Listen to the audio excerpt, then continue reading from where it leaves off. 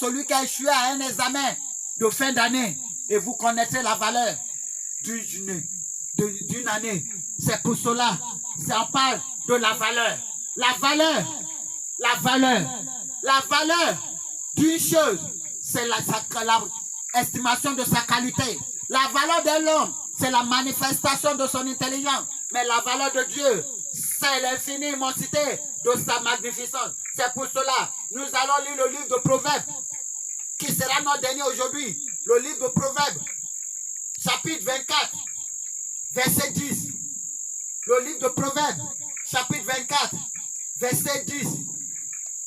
Il dit, si tu affaiblis au jour de la détresse, ta force n'est que détresse. La valeur, ça veut dire, c'est dans les problèmes, on connaît un vrai homme. On connaît une vraie personne dans les situations très très dures. C'est pour cela qu'on dit, si tu es riche financièrement et tu es pauvre émotionnellement, tu es véritablement pauvre. Tu es riche émotionnellement et tu es pauvre financièrement, tu es toujours pauvre. Tu es riche émotionnellement, tu es riche financièrement et spirituellement, tu es pauvre, tu es toujours pauvre. C'est pour cela qu'il dit, écoutez bien, le livre de Proverbes, chapitre 24, verset 10. Il dit, si tu affaiblis au jour de la détresse, ta force n'est que détresse. Ça veut dire, c'est pour cela que je vous dis, le livre de Lamentation dit, c'est dans la jeunesse on cherche des fardeaux. Ça veut dire, c'est dans la jeunesse on cherche des fardeaux. Ça veut dire, c'est dans la jeunesse on doit traverser toutes sortes de problèmes. C'est pour cela que je vous ai dit, on n'échoue pas à un enfant. Un enfant, on ne rate pas son enfance. On ne rate pas son enfance. On ne rate pas l'enfance. On ne rate pas l'enfance. C'est la jeunesse, on rate. On ne rate pas la vieillesse. Parce que c'est le résultat de la jeunesse qui nous amène à la vieillesse. On ne rate pas l'enfance parce que l'enfance, c'est pour cela que Jésus dit, les enfants là ne savent pas, ils sont innocents. On ne rate pas l'enfance.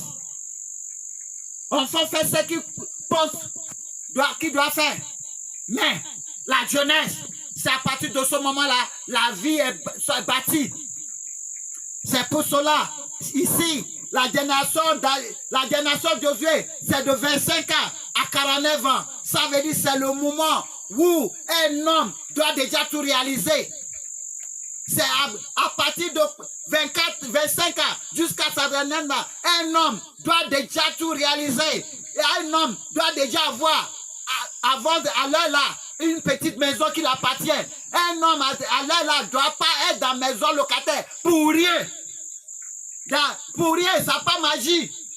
Ça, c'est pas fait d'aller en Europe. Ici, dans ton pays, tu ne dois pas avoir à 25 ans jusqu'à 49 ans. C'est pour cela que je vous dis, la génération de Josué de son ministère, ils seront des représentants mondiaux. Ils seront des présidents. Ils seront des premiers ministres. Ils seront des présidents partout. C'est que personne, je dis un jour viendra, sous ces chaises que vous voyez vides là, ça sera les grands de tous les pays qui seront assis au temps de Dieu. Acclamez le Seigneur s'il vous plaît. Si vous croyez que vos